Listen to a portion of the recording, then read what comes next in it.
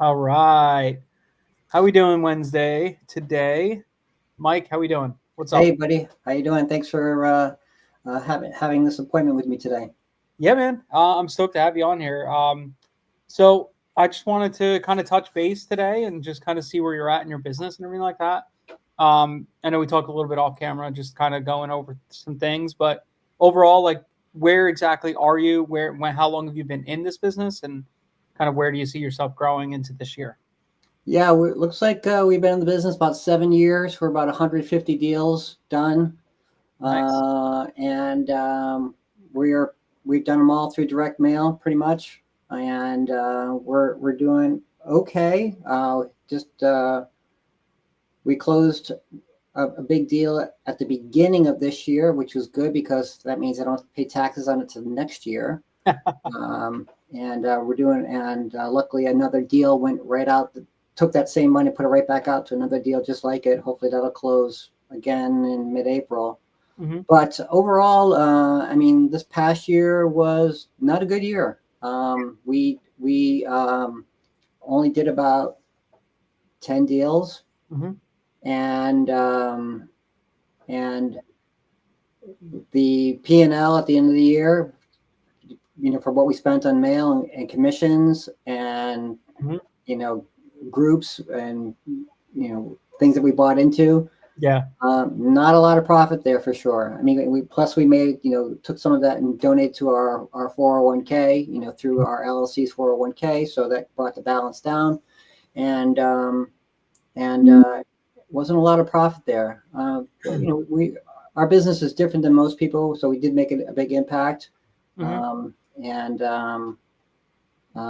yeah. So we're trying to look to see what was broken. Yesterday I was looking at my stats, Hmm. and I kind of correlated to what Sumner had said in 2023. There was, things changed right after COVID. Yep. And my mail, let me see if I can bring it up here. My mail counts um, went, as my mail counts have increased. Hold on, let me just bring this up here so I can talk about it. In 2025, hold on, let me just Yeah. change this grouping. Um,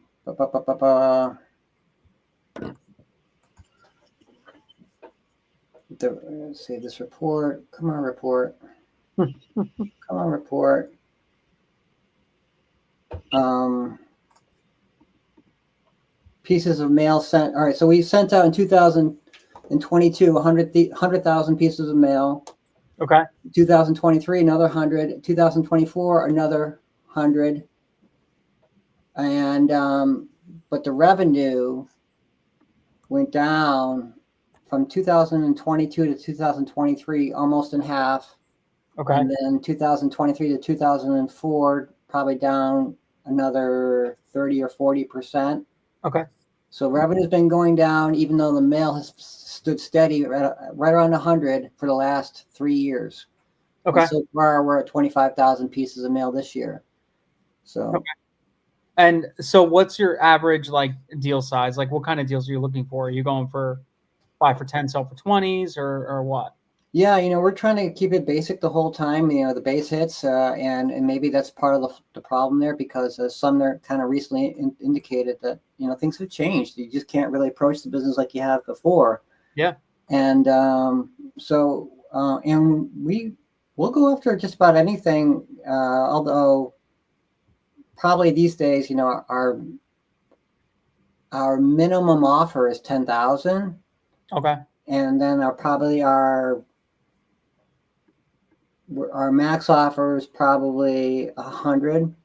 Hmm. Well, no, our offers have been higher, but we haven't gotten any that are higher. So what we bought, Yeah. probably the 80 and 90s are our highest buy, but we've made higher offers, but nothing's come of them. Sure. Okay. So when you're all right, so what do you typically? So if you're offering like minimum offers 10,000, what's the exit price for that? We try to, well, a few years ago, the minimum we were trying to get was 10 on every deal. Now it then was 15, and then now we're saying 20 because we're doing so few deals. Yeah. And we figured, if we're going to be buying, we want to do bigger chunks because we're doing fewer of it. Not that we want to do fewer, it just seems like we're doing fewer. We were averaging about 2 deals a month for Okay. the last 3 or 4 years, and we're like, okay, let's go to 4 deals at least a month. That's what I want. 4 $10,000 profit deals a month. Yeah, it's 40K Right? a month, easy. Yeah. Right? That's a big chunk of money at the end of the year. Just close one every week, buy one every week. Yep. Just couldn't get to it. Just couldn't make it happen. Mm-hmm. So It's hard sometimes, especially because like KPIs are never linear. You think they would be.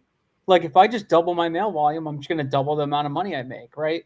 These are my KPIs. But the problem is like stuff gets lost in the sauce as you're going. And as you scale up, like you start losing some of that connection with some of your pricing and some of your market selection, all that stuff.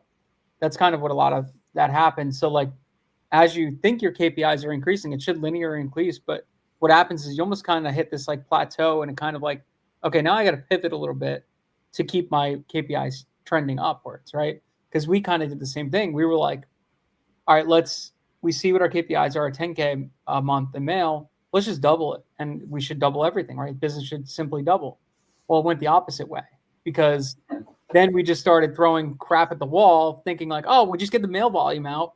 So what if our KPIs go up a little bit? But then we're like, okay, but now we're spending more money on mail, but we're doing the same volume of deals. It doesn't make any sense. So, like sometimes it's like actually better to scale back and go more granular and like maybe do less mail, but more granular and like be intentional about your offers.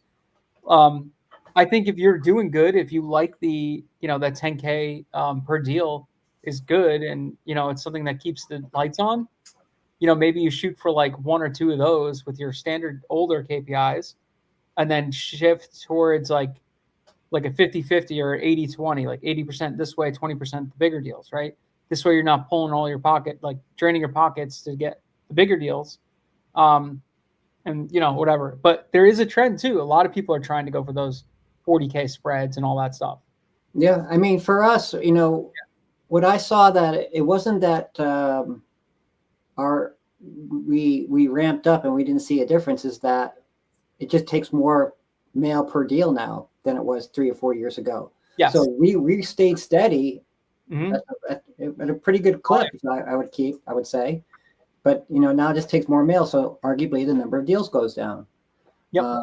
And the argument is, well, that's a fact of life, and you got to put more mail out. But to put out more than 10,000 pieces of mail, it's kind of hard, Yeah.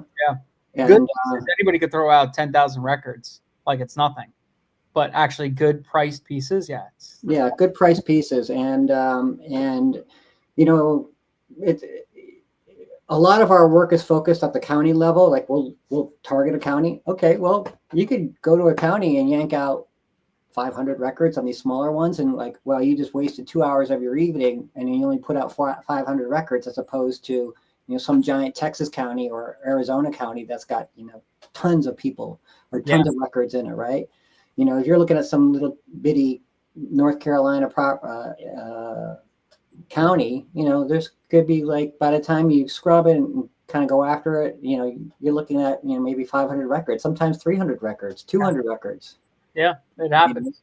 I think I saw a demo with you on one of these calls where you were like, I think it was by the time you boiled it down, it was like a couple hundred records, 150 records.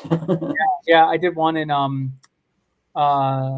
it was up in Seneca Lake, and basically when I separated out the lakefront versus the other ones, I had like maybe like 50 records, or no, maybe it was like 100 something records for the lakefront. Everything else is like the other one. Yeah. We still pulled 2 calls and 1 deal out of it. So like it's okay if it's small. I mean, yeah, it's a lot of work to do the small stuff, but might pay dividends, right? It might pay dividends. But of course, part of this business, the strategy, of course, is your number of times you swing the bat, right? Yes. You could be in front of a major league pitcher. If assuming that you have unlimited swings at the bat, you're going to connect with that ball once in a while, right? Exactly. So That's exactly it. So we had our KPIs were trending way up. Like this past year, I agree. My KPIs went through the roof. Like I was doing 2023, my KPIs were about 2,500 mailers to a deal.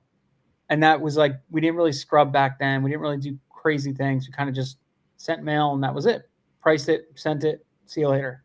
2024, we implemented heavy scrubbing and we started getting more granular with our pricing and all that stuff. And we were like, this is going to be crazy. Our KPIs are going to be through the roof. We're going to be insane. It actually went the opposite way. And even with everything we did, it still kind of trended the other way. We were like, okay, so now we're almost close to 5,000 letters to a deal, right? And I'm like, it should be the opposite. It actually should have gone down because we're scrubbing and we're doing this. yeah. But what happened though is we did see, while our letter per like acquisition, our amount of leads we got per letters or whatever we sent went down. So like if we used to get like 1,000 letters, we would get a response rate of like 0.0%, whatever it was. Now we actually got a little bit less of a response rate, but we got less crap coming in the CRM, right? Which just means less talk time, less everything else. So what happened is since we're only shopping for the good deals, we were waiting for those good deals to call. When the other ones that we would send like a crap letter out to, they would call and say, yeah, I want to sell. But then we look at it, it's like landlocked, it's this and that. We're like, it's not really a deal for us. A lot of times we would convert those into something else. We would convert them into a different deal, or we convert them into like, where they have like another parcel they're looking to sell, whatever, right? So a lot of times those crap deals actually turned into a deal, which raised our KPIs and lowered our mail per deal ratio. So it's almost like, damn, we could have, if we would have kept doing what we would have done, we probably, our mail amount of mail per deal would have went up. We would have more crap in the system, but I think we would have done a few more deals, right? So it's hard. Like sometimes when you scrub, you think you're going to do a lot better, but sometimes it actually goes a little bit the other way. Yeah, that makes sense. I mean, if you're going after better property, people probably know that they have better property and therefore aren't going to take your lower offer. Right. That's exactly true too. And also too, it's like, how are you finding like your markets? Are you doing it yourself? Are you using Land Insights, or what do you typically use? So I was a Land Insights subscriber for a while, and I let it go because of the cost. But I'm probably looking to get back into it. I'm just waiting for a couple of things hopefully to show up on the platform. I mean, if it had a couple of extra things on it, I would probably buy it in a second. I mean, I love the comping tool that just came out. That's gonna be cool. Yeah. The one thing about the market selection side of it, yeah, I used it and it's cool and everything, but it's not a motivated seller guide, right? Yeah. It's like, oh, let's send mail to Aspen, Colorado. Okay, well, is there a motivated seller in there? Maybe, Yeah. Yeah, I was gonna say that was the one thing I was gonna like. There's a caveat to using Land Insights. While yes, you can find great markets, you still have to know how to find great markets, right? It's not just like I'm going to go pick the hottest, the hot, right? Because guess what? So is everybody. Yeah, you got to pick Nashville. I mean, how many? Right. Yeah, everybody's going to pick like the same like 20 counties, and everybody's going to mail the same 20 counties. Guess what? Only one person's going to get a deal. Yeah.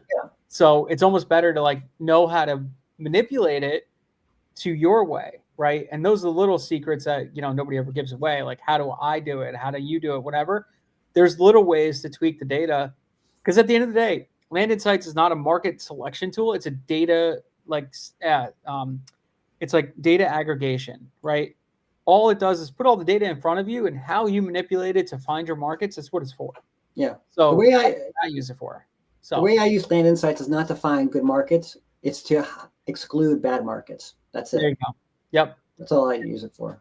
Yeah, I use it to get rid of all like the slow markets where there's no action, no volume, or anything like that. Because I'll tell you what, there's secret little markets that nobody else is hitting, like stuff with nothing for sale that's on there, right? But there's so much demand, stuff that people are wanting to buy land, but nobody's selling right now. Yeah. So those are the markets you want to like find. And if you look at the sell-through rates, they're not going to look good, and they're not going to look right. They're gonna be all off, and everybody else is gonna pass them over. So going in there and being like, okay, so I need to go and find those little tweaks and find those little markets. That's really where the secret is. But it's hard to use it like that. Like, oh, here's something with low days on market or high days on market, and maybe you're arguing to go into that market when the whole point of the tool is to avoid that market, right? Yeah. So, yeah, it's almost like a backwards way of thinking about it, right? Because everybody's like, just go to the hot, the yellows, blah blah blah.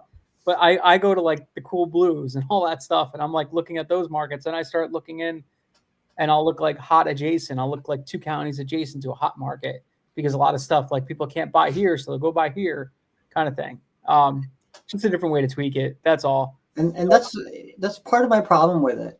Yeah. It's like, well, maybe I'm better off just doing the way I was doing earlier. Yeah, I mean, everybody has their thing. I mean, that's the other thing too, is there's competition now. Competition increases every day, right? But there's also a lot of people coming in, and there's also a lot of people leaving after 2024 because of how hard it was. One, it was a hard year just because of competition. That's one. Number two, election cycles screw up your real estate every year, every cycle. Like, it's typical every 4 years. You'll always see it. Like, I've been in real estate. This is my fifth presidential election cycle, and I've seen it every single one. It's always screws the market for like that whole year, because everybody focuses on that and they don't want to do anything, whatever. Well, this year it's going to be different too. I mean, because now, the election's over. Everybody can say, well, the results are in. We just have to live with it the way it is. Right. Maybe there was that little Trump bump. Yeah. Now people are shitting bricks again. They're like, what's going on here? Yeah. Now people are like, so there's 2 things that happen now. One, people want to sell, but number 2, is there anybody to buy? That's the biggest question. Because if people are losing money, yeah, things they close their purses a little bit. So like, yeah, we could buy all the land we want, but do we have buyers on the other end? That's the biggest question right now. And that's why it's like, you need to go into markets that there's going to be demand for buyers. Yeah. All the time, no matter what the election cycle's in. So that's like, your market selection has to be on point now, because you got to really pick out those markets. You can't just go into the hottest of the hots. You got to look at like, okay, what's the use case for this property? It's, less and less people are going to go out there and just buy 40 acres just to go hunt on it now, right? They'll rather pay $2,000 right now to lease a property and just hunt on it. But people do want to buy like a secure asset they could build a homestead on and like move their stuff that way. So like, when you think like that, you're like, okay, well, what's an hour outside of Dallas? Let's work those markets that are right there by those major metros where people want to go build a homestead, then drive into Dallas, go to work, and then come back home, feed their chickens and milk their cow. You know what I mean? Yeah. Like, that's kind of like a shift you kind of have to like pivot now towards, because I can see a lot of people trending towards that type of market, or that type of property. I can totally believe and agree with you on that. Yeah. And then I read something like yesterday, Sumner's like, somebody was asking that same question on Discord, and Sumner's like, that model's outdated. And he's right. Yeah. I don't know if you saw that. No, which one? I didn't see that. Which model? That, you want to target markets that are 2 or 3 hours from a major metro. Yeah. And that's what, and his argument is every guru teaches that. And that's kind of, things have shifted since then. Yeah, they have. That's what I'm saying. Like, you don't want to be too far out of the major metros, like 2-3 hours, like, because a lot of that rural rec land is still there, but it's also like, yeah, is there a buyer for it? But that's where it's just like looking at demand, looking at supply, and seeing what's available. If you start seeing an uptick, like 2 years ago, rural rec land over here in this county sold in like, 30 days, but now it's taking 120, 240 days to sell. Well, guess what? That's going to keep trending down. So you should probably not go in that market, right? Yeah. But if you start seeing like another market that's closer or whatever is trending up, then okay, great. Then maybe I should focus on that. The way I look at it is this. I mean, market is such a general term. Yeah. It's really property by property for me. Yeah. And I recently told my wife, like yesterday, like, in this day and age, we have to increase our scrutiny on the piece of land we're buying. It's got to be better than it was last year, Yep. right? The price. We have to. We got to buy better land at. You just have to buy better land at good prices. No more or less allowing flaws, slope or whatever, or wetlands, Yep. or back away. We have to raise the bar on what we're going on the quality of the land that we're trying to buy. And I 100%. think that will keep us a little safe. And if that means you're doing less deals, then that's exactly what happens. But Exactly. if your spread is better or you're just buying quality products, that's really what it comes down to, because people are now like, if they're going to buy a piece of land, they're going to buy something they want, not just because it was on the market. Right. Yeah. So like I have 2 parcels I talked about last week that are still sitting on the market. They've been there for 240 days. And when I bought them, they were in hot markets. Like they were markets that were actually moving pretty fast. It just so happens, it's just what happened. I just got it like at the wrong time. Hopefully I got offers coming in on them. I actually have buyers walking them, and they want to come up with plans. We'll see what actually comes to fruition, but it happens, right? So if I would have looked at those deals now, I probably would have passed on them or bought them a little bit lower. Yeah. Right. So we shifted a lot of what we do too this year, and we're changing up a lot of like how we pick markets, how we find deals, and all that stuff. And we're really picking only the best of the best when we go to mail. And if that means we're only sending, very small things, that's fine. I don't care. I want to make sure that whatever we're getting is good. And then a lot of the deals that we are getting, we look at like with a microscope. We're like, yeah, if this has this little bit of a, crap on it, then I don't want it. Right. I'll just pass. So I passed on so many deals this year because I don't want to get caught holding a bad property, Mm-hmm. Yeah. because it's the worst thing. So what are you planning on doing this year to pivot? Like, I know you're more scrutiny towards, the deal type you're buying, right? And then, making sure the due diligence is all good and all that stuff. What are you kind of going to be shifting this year? Only offer more Yeah. on more expensive land, and that's going to require funding, and I'm going to need some funding. We've done it all ourselves. Maybe some small bank loans that we paid back. Line of credit loans. We've taken a bunch of profit out of the company already. For ourselves, because this is my wife's job essentially. Mm-hmm. Her replacement job. She got laid off from Bank of America 10 years ago. Mm. And we've taken that money and put into other investments, some other real estate investments, some syndication stuff. But yeah, so now we're a little bit of a pickle when it comes to cash. So we're gonna have to get some private money on there. But you probably know now you've got a ton of private monies in your back pocket, and guys who just write you checks all the time. I've watched, I've heard you say this on in these presentations before. I don't have that. Mm-hmm. And the typical funders, they only fund really fat deals, it seems like. So now, they're going to have to come in with some of my own cash, which I'm fine with doing. Well, why don't you have the lenders? If you've been in business for a while, there shouldn't be any reason why you can't get a private lenders. Never needed it.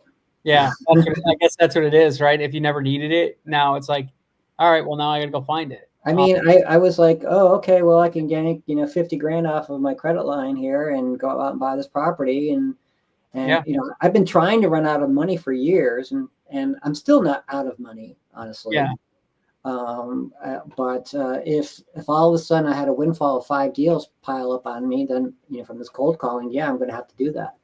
That's a great thing. That'd be like the best thing, right? Because then if you have 5 deals fall in your lap, it's like, oh crap, well, right. better but find.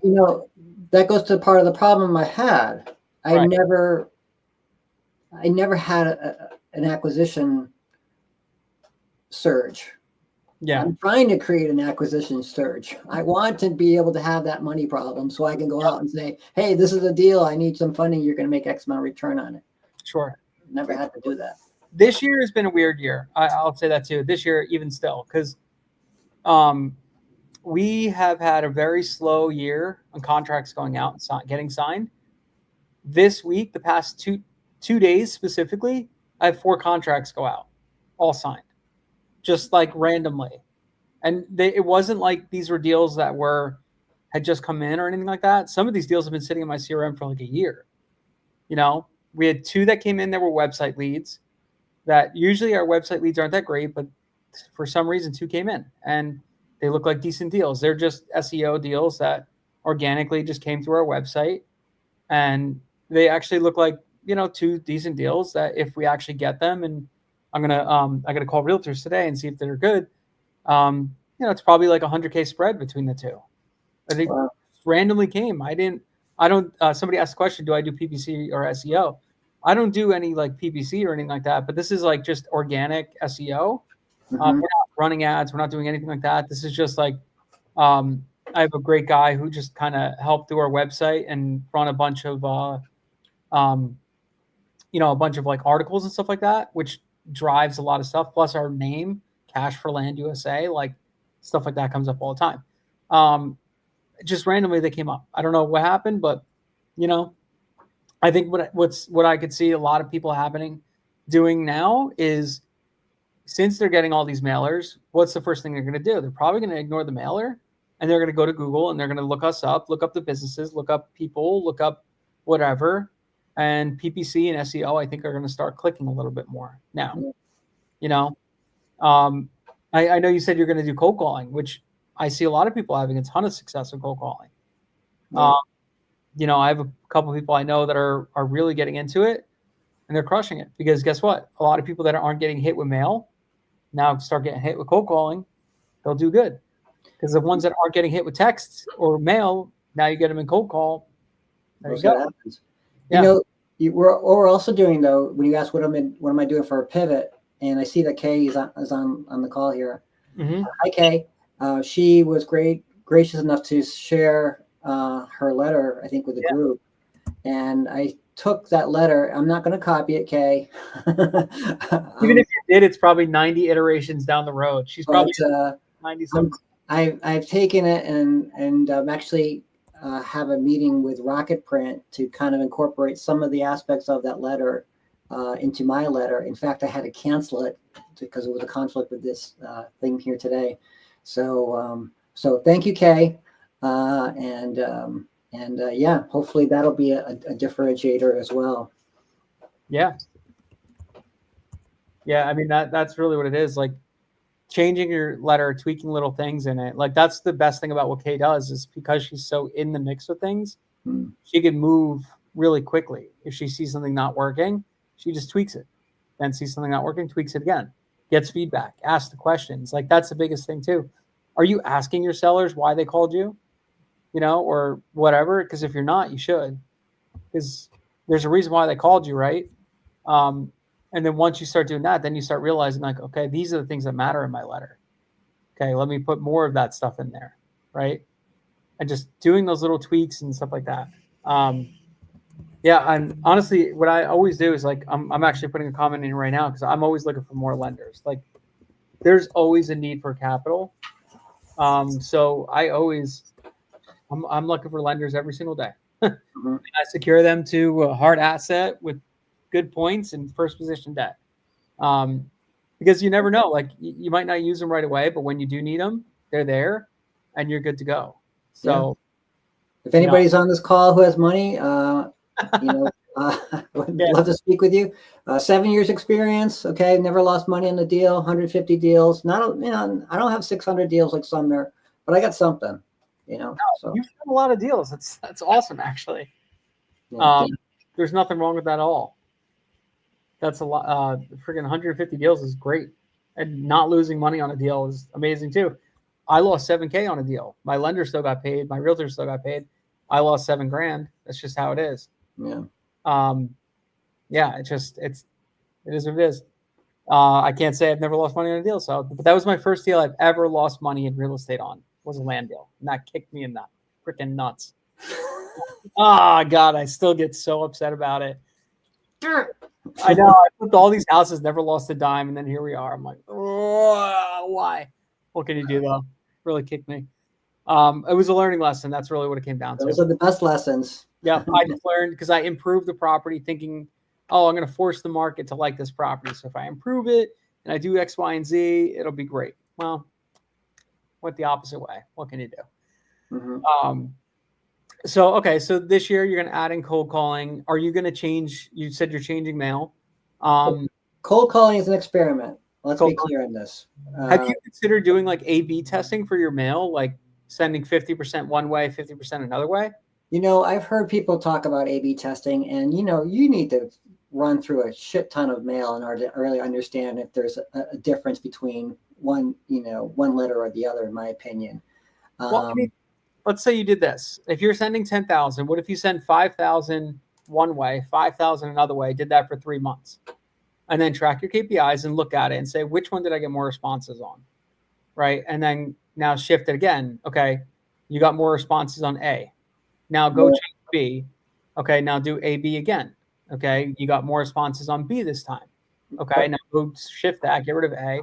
You get I understand what you're saying, but still, I mean, you've got to have, it's not like I'm sending 10,000 and I got 8,000 responses on one and 8,500 on the other. No, we're getting just a handful, and it's very hard to put a really to say or to apply a metric to say that, oh, this is better than that. I mean, if I got 4 on one and 6 on the other, is that really that much better? It's just 2 extra people who happen to be inherited some land or got divorced or something. It's just, where did it hit them, and did they actually hit in the exact same spot? Right?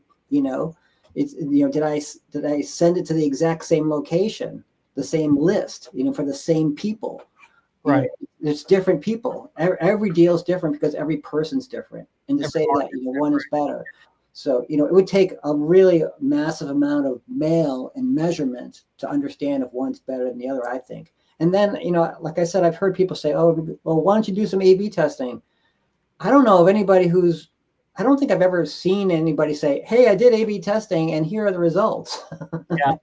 Yeah. I mean, so one way you could do it is you basically, and this kind of like takes away the guessing of like, well, this county was better than that county, is you got to mix everything, get your mailer codes and randomize it, and then pull out 5,000 from this and 5,000 from that. This way, like your A test is random, all the counties, your B test is all the counties. So you can't just say like, well, this county outperformed this county. It has to be a true randomized list to be able to do that. So that's the whole thing, is like when you do it, you got to be able to do that too. You got to you really have to make sure you're scientifically or statistically applying the right environment so that your results can actually be measured. And I think that's hard to do. Because a lot of people, what they do is they just take like 3 counties, mail it on one, 3 counties, mail it on the other. But one county could way outperform all the mailers, and then it just throws your whole. You don't have any control there. So, and one could be close to a metro, or one could be in the mountains, or one could be on the coast. Yep. So that's so different. Yeah. Yep. It's so different. So yeah, I agree. It's nobody does it right. That's the other thing. We've always talked about, it's one of those things we always talk about, like A/B testing it and stuff like that. And what we do is we just tweak stuff and then just see our response is better. Because especially on like remail campaigns and stuff like that. But even that stuff, like at the end of the day, like response rate doesn't matter. You don't know your open rate. So it is what it is. It's a crapshoot, right? So you just got to kind of keep chugging along and saying, okay, I know if I'm consistently sending out this much mail, I consistently get about this many deals. Sometimes it's, 1 deal this month and 6 deals the next month. That just happens. But constantly just, seriously, I think you just continually change things up. Yeah, you kind of have to. Kind of just have to keep tweaking as the market grows and changes, Yeah. I've been very frustrated with it. I've always wanted consistency, and consistency would allow me to quit my job. I've been saying this for 6 years. Yeah. But I don't have consistency, and I don't know very many people who do, except for maybe you guys and you and Sumner and Ryan. I don't have consistency either. That's just, it's a lumpy business. Yeah, it's a lumpy business, and you might get quarter consistency. Yeah. But you're not getting monthly consistency. No, pretty hard.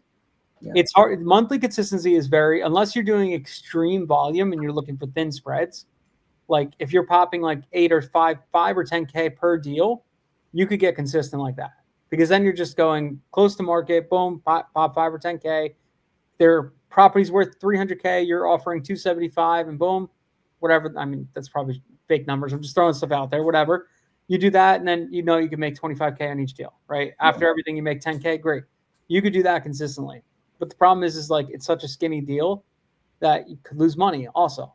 But at the end of the day, it just balances out. So the people that are consistently doing X amount of deals, like 6-figure a month, it's because they're doing heavy volume, right? If you look at quarter over quarter, then consistency kind of like melds together, because then you could look at like, well, how many contracts did I get this quarter? Okay, great. How many contracts get this quarter? Boom. You know, keep going from there. Yeah. So that's really like the best way to look at it. But really, the thing with this business is you're so dependent on a seller wanting to sell and a buyer wanting to buy. Mm-hmm. That's it. It's out of your control at those 2 points. Every patient's different, as my dad would say. He's a doctor. Yep. Every patient's different. Exactly. So it's just a matter of like, you got to make sure buy quality, right? That's really what it is. Got to buy quality. Let me ask you something on an average basis, which is, we know this doesn't really exist, but I'll ask anyway. I mean, what's your take on the market these days, given the level, you know, yes, we have to, can we agree there's competition now? Can we stop saying there's no competition, folks? Yeah. There's tons of competition. Yeah. Okay. What do you think is today's healthy offer ratio to keep you safe, given the political environment, the economy, whatever you want to call it? You know, are you offering, you know, you know, you could do a high volume business by offering 80-90% of the value, right? And that might be a good strategy, but, you know, ballpark or rule of thumb, what's a good offer percentage of retail that you're doing, or you see at least a community doing these days? Because I think I need to come up a little bit. Yeah, so I feel like it's a sliding scale for me. Like I don't do one linear offer price. I kind of do it based upon like market value, and then, you know, base it off that. So I'm pretty much, I average about, like, if it's a slower market and the property's value is like 30K or less, which very rarely send offer to those, we're like 35% of market for that. And then up to like 400K, it's a sliding scale, pretty much 35% up to like 70% in that range, all the way up to 400K. And then when I get to 400K and above of market price, not offer price, market price, then I start going, okay, let me offer 55 to a range up to 75 or something like that. It depends on the speed of the market, how fast things go pending, all that stuff. That's pretty much what I'm kind of offering. Now, I could do that because I have private lenders that know my deals, that understand my spreads, all that stuff. They're okay with it. But if you're working with a land funder who's like, I need 50% of market, dude, those guys, like, people aren't going to last that long doing a business like that. It's hard because if everybody's offering 50% and then you get a couple guys that are offering higher, you're kind of done, you know? Yeah. It's hard. And that's why I use my money. I've been using my money. You know, one of the things I was, and I asked that question because, you know, I want to offer more, I guess. And going back to what you were saying about offering more for better property, you know, I think you would agree that if there was a $100,000 property that you could buy for 90% of market value, 90,000, and you get your money, you would sell it for 100 the next week with 100% certainty. Yeah. How many of those would you do? Right. You do it all the time. 10 a 10 grand printing machine every week, right? 40 grand. If you have the capital, that's your own, you're not paying lenders and whatever, and, you know, you don't have to pay realtors. Yeah, all day long. All day long, because you know it's going to happen, right? You know, exactly. Of course, we don't know that, you know, right, in today's age, and we're trying to always reduce that what if scenario. You know, what's it really going to sell at? Am I safe when I'm buying at this? What's my safe buy rate? And so I'm prepared to offer more in good land, but it's also hard to even know what's good land when you're how many thousands of miles away. I know. Yeah, that's another thing too that I'm seeing a lot of people put an emphasis towards is market selection is based upon their realtors and their people on the ground. I don't know if that's what you do too, but we've had a big shift with that, and I know a couple other people too, where once we find a good market that we like and we have a great realtor that we really like, we kind of just take what they say and they say, hey, this is the stuff that people want. This is what's moving right now. And then we go in and we say, okay, like let's just look for replica of this stuff and go try to get that land. Because they'll tell us like all day long we could sell land 15K an acre in this market. Great. I'll just go buy it at 10K an acre and go make a 5K spread per acre on it. After a realtor, I'm making 4K per acre. That's still great. You buy a 10-acre property, it's 40 grand. Yeah, you do that. But So you burn up your county, you burn up your county list pretty fast. Okay, yeah, this is great. Hey, you guys just did a great deal. Go do it again.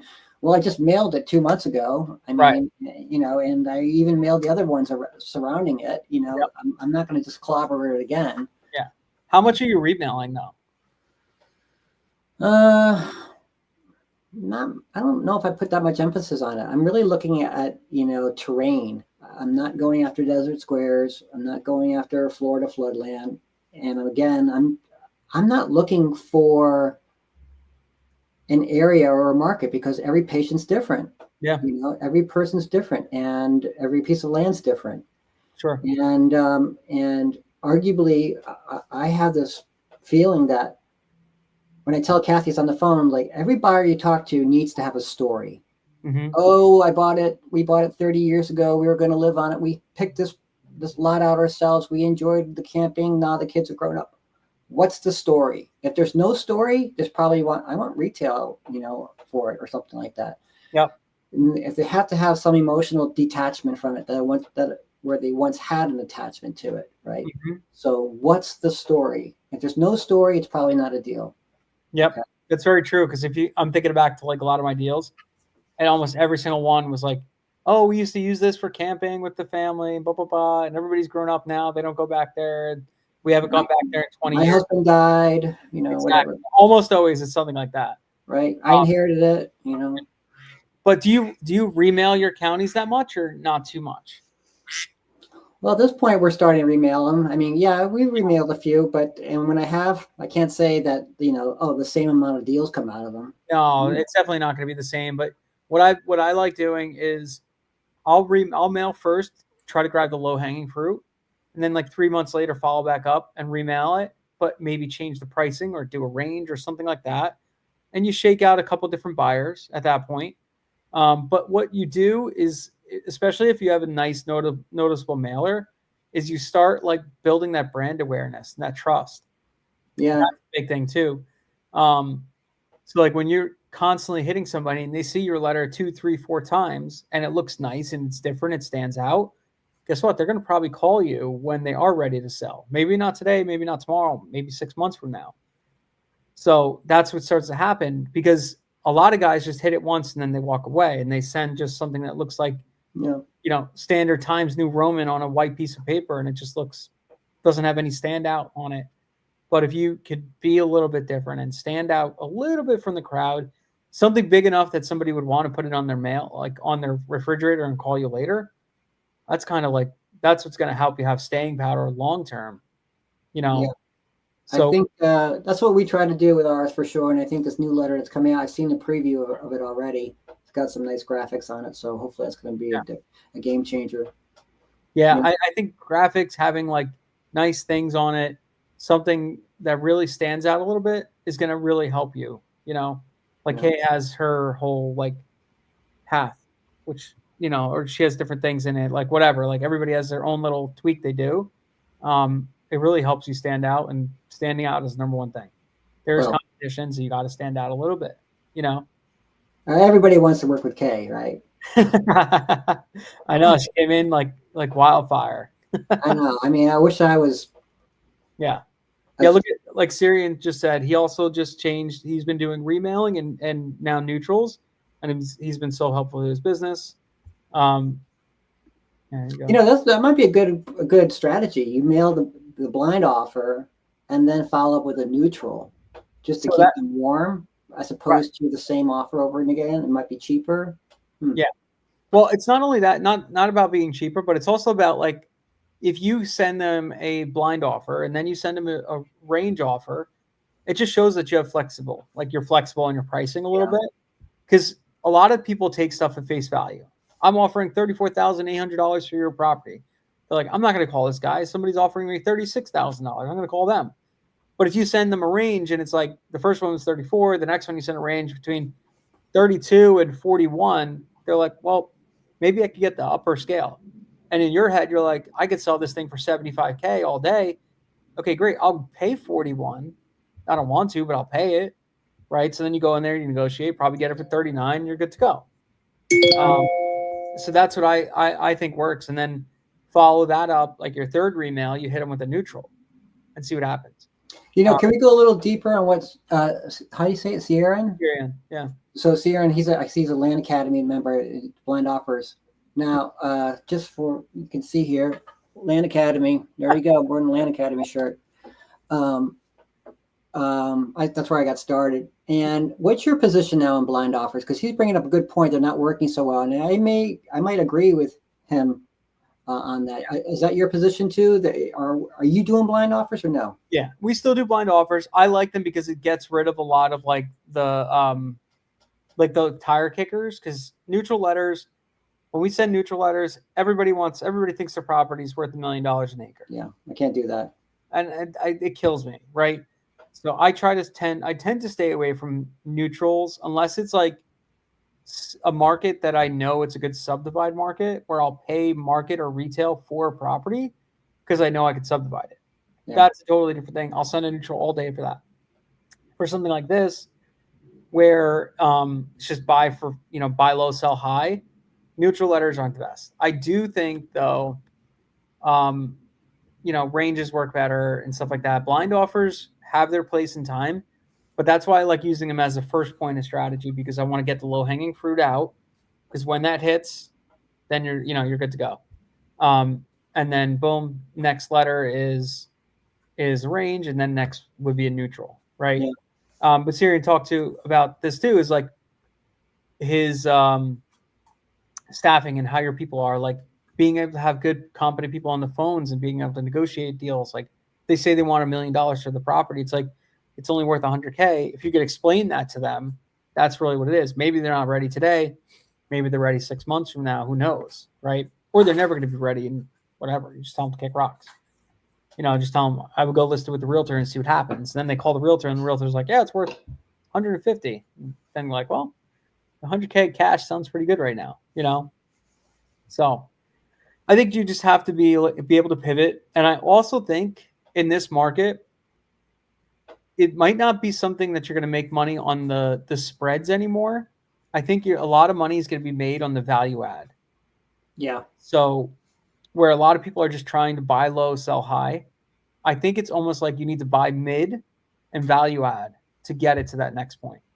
Yeah. So like a lot of people are changing their focus and doing stuff with, easement access or stuff that's like dirty title, things like that. I see a lot of people shifting to that because the low hanging fruit, like everybody's hitting that, but not a lot of people are even touching anything with like, no access and all that stuff. So that's where you can come in and just be that area expert, get a value add into it. And then you bring a piece of property to the market that was prior to this couldn't be brought to the market. Yeah, we just did that with 2 properties we had in Virginia. And one's closing, in a couple of weeks. We had our Mossy Oak guy said, this property is pretty good, but if you clean it up with a brush cutter, and I know the guy you can use, you should be able to do all right. You should be able to do very well. So we paid $4,000 to get it cleared. Yeah, and, worked out well. Turned out quick. Honestly, it does work out good when you do stuff like that.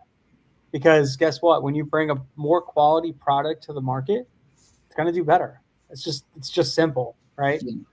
So I think Especially cut test. Yeah, if you go in, like a lot of people are like, oh, I make the buyer pay for the perk test.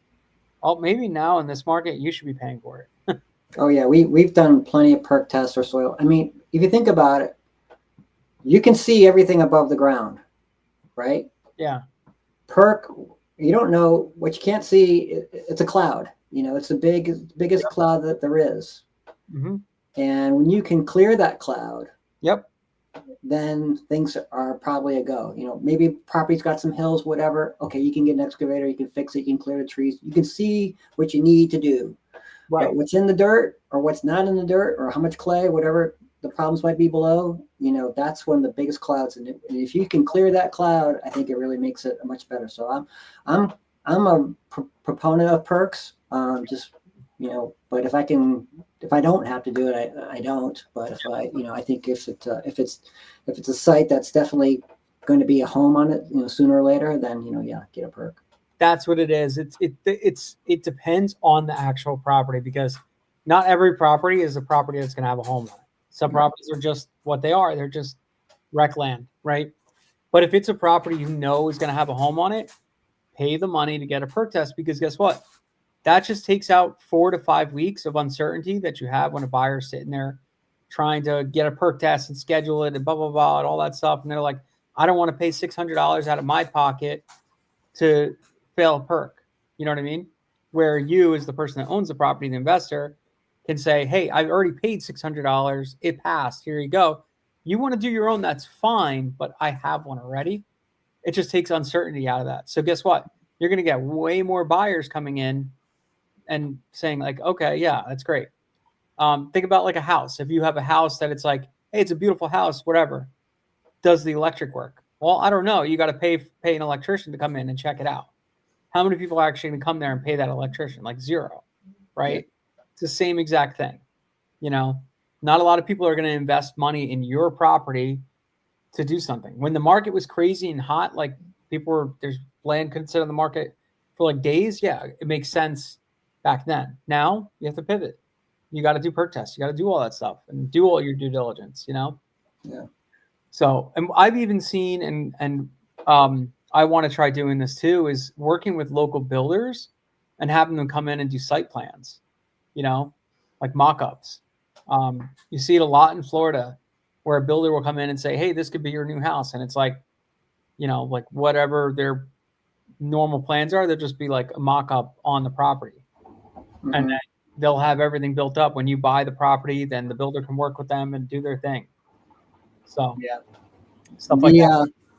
We were actually looking at a property in Massachusetts, and it's got some rock on it. And we just got an estimate yesterday for a site plan for a guy to basically get onto the property with an excavator, clear out some trees and stuff and some rock, and then do a couple of test pits. And the property's kind of steep in the back and not a lot of buildable spots up front. And we're thinking that we're just going to not do it. Yeah. Yeah. Any questionable properties you got to pass this year. Like that's kind of what you got to do, Yeah. Unless it's like a surefire thing, or like you have a use case for it, wherever the case may be, you got to pass. Like we've been passing on so many, you just have to do it, Yeah. I think with now that you've said that, I think I'm going to just pass on it. We're going to probably call them today and tell the sellers, sorry, just can't do it. Our offer is going to be, look, if you really need to get rid of this at garage sale prices, give us a call back. Right. You got to give them a low anchor number and just be like, look, I could still do it, but it's got to be way lower just because it's questionable. That's it. And just retrade. Yeah. Like Sarah's saying, we trade a lot. You have to. Things come up, especially in your due diligence phases. You retrade, even if like a property didn't fail the perk test, doesn't mean you can't buy it. It just means it's a different type of septic system. Yeah. So at that too, because this one, the backside of it is Mass Conservatory land, and literally the Appalachian Trail goes right past it. Yeah, that's really cool. Yeah. It's tough. You gotta know when to pass, and just pass them when you can, and then keep the good ones and just keep on chugging. So, well, cool, man. I hope the cold calling works out. I know it will. I just think it's going to take some consistency. Like, how long do you plan on doing that for, to really give yourself a test? All right. So before you go, Yeah. What are you telling struggling investors to do these days? I think honestly, I think it's just kind of what we talked about. If you're struggling, I think it's really get granular with your market. Like really pick good markets, work with local realtors that know the markets We really do well. that. And then when you're picking markets, say no to more deals than you say yes to. That's that's pretty much it. You're going to probably do less deals, but if your spreads are better, you're going to do better, right? Yeah. Because the thing that kills people in business is not volumes of deals, it's not all that stuff, it's buying bad deals. That kills it. Because then it lowers your like it kills everything for your business because then you start thinking, you start second guessing everything, all that stuff. But if you're just like consistently buying good deals, and if it's like a iffy deal, just tell them like, look, I can do this, but it's got to be a double close, and boom, that's it. That's fine as long as they know it. Um, yeah, that's my main thing. I would say is just That's our biggest hurdle too. And if you could maybe leave me with a little bit of advice on that. yeah. I hate double closes. I I don't hate love that. them. I don't love them. I hate it. I hate telling a buyer or a seller that I'm going to be buying this property with the intention that I may not be buying the property because I can't find another buyer. Yeah, And I feel like it's, I could tell them I'm doing that, but then I look like a crock because, my initial approach to them is that I buy land.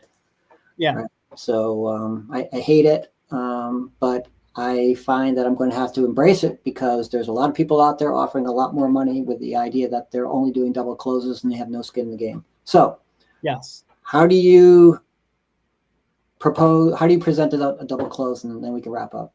So what I typically say to a person, like I'm always going to shoot for cash first. When cash doesn't work because there's something wrong with the property or there's something questionable about the market, then I will go back. I always go back to the seller and say, hey, look, typically when we're buying cash, like this is the kind of things we look for, whatever. Unfortunately, your property doesn't fit that. So what we can do is we can still work with you to find a buyer.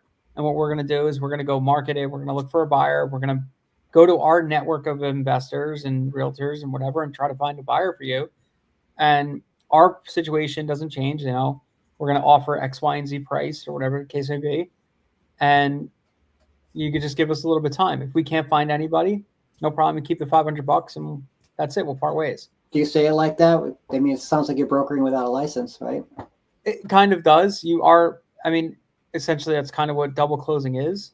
You're marketing it. Now we are listing it with the realtor. So the realtor's marketing it, not us. So that's it. And then our letter, our contract has a POA in it. So we have the right to market. Yeah. And that's it. And then you just got to make sure you're doing that in states that allow you to do that, right? South Carolina, you can't. Oklahoma, I think you can't. And a couple people can't. So there's a couple people that just can't. So you got to like watch out for that. But I don't love doing it. Like we have one that we just we originally were going to do cash, and after walking the property and stuff like that and seeing like some of the stuff, we're like, look, we can do cash, but cash is going to be lower. And he's like, no, I want 70K. Okay, look, we could still work with you. Just this is what it's got to be. And we gave him 90-day thing, expectation, all that stuff. Just so happens we sent it to a realtor. Our realtor's like, I have like 4 people that want to buy this thing right away. I'm like, well, shit, I'll probably just close on it then, not even have to worry about doing any of the marketing and stuff like that. So, but then there's other deals that we tried marketing it, 90 days came and went. And we're like, hey, look, honestly, like we tried marketing it, we put it out there and just didn't work. But here's what I suggest you to do. I suggest you go list it with the realtor and there you go.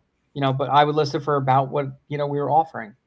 That's it. Yeah, it's funny. That's how I met Sumner. Oh, really? Somebody had a deal. Sumner had locked it up. And I think we're like trying to get under agreement. And then we found it listed on someplace and it was Sumner's name. Yeah. We hadn't known it. This is like years ago. Yeah, the thing is like a lot of people like do double closes, but they're shady with it. They don't disclose it to the seller. They don't really like talk about it. I don't like that. And like there's guys that I've called and I'm like, hey, your property's listed? And they're like, no. It's like, what the hell? Like, how do you not know? And they're like, well, I talked to one guy and we signed a contract, but I haven't spoken to him in like 3 months. Yeah. Well, yeah, he has you under contract. You're listed. He's like, what? And they're like, yeah. Okay. Yeah. I think Yeah. that's what it was. Something like That's what that. happens. I don't like that business practice at all. And I see so many freaking people doing it. And I think it's the worst thing because you're setting unrealistic expectations for your sellers and your business is kind of trash, right? Yeah. Just like kind of scheming in a way. I don't like that at all. Yeah. So I mean, this wasn't, Sumner, if you're watching this, this is not meaning a dig on you by any means. I think if I remember, it was years ago, maybe yeah. 4 or 5 years ago, and his agreement had already expired or something. Yeah. So it was nobody was at fault. Nothing was. Yeah. Yeah. It's not like, I mean, I'm sure he did it with the right way, right intentions in place, but now there's so many people doing it that it's like, yeah, it's getting dirty. People are offering like 75, 80% of market and they throw it out there at 90, 95% and just trying to collect a little vig in between because you got no skin in the game. And what does that do? That just sets an unrealistic expectation for sellers who want cash because you're saying it's cash and you're lying. And then we, the actual cash buyers, come in. We're like, yeah, nobody's paying that much. And that's just when you have to talk to the sellers and just be like, hey, if you don't mind, share your contract that you have with me and probably has this X, Y, and Z language in it. And then they'll see it and they're like, shit, you're right. Okay, great. Well, this is what they're doing. Like, well, they didn't tell me that. Okay, well, they're shit. That's why, you know. So, yeah, man. Yeah, I would just buy better deals, focus on really just getting the best marketing out there you can get there. Like, don't just send out stuff. I would really price stuff intentionally, and kind of I would do a scaled gradient on your pricing. Yeah. And just figure out where you're comfortable. Figure out, okay, what my lending situation looks like, what I could buy at. If you're buying deals, if you have the capital to buy deals at 30K, deals that are worth 30K and you could offer, 20K on it and know you're going to make 10 grand. It's a deal all day. Like, just do it. You're buying like 70% of market, but it's still a deal. So yeah, a couple of those pay for marketing. We if it's a small deal and it makes sense, we do them. We don't turn our nose up on anything.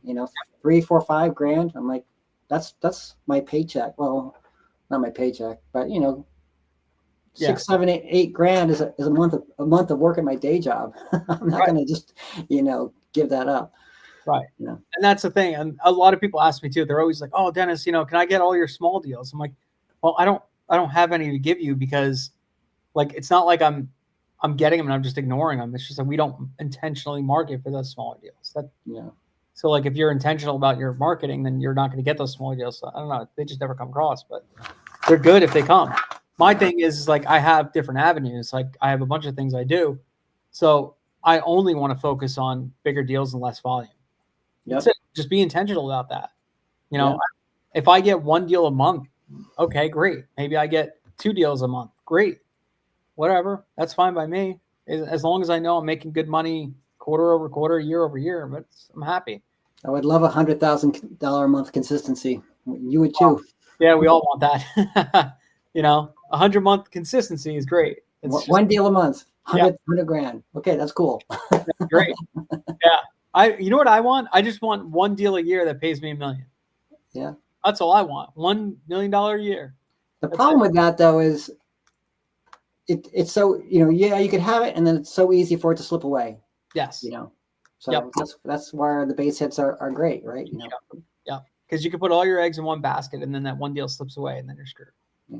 And then you're out. Yep.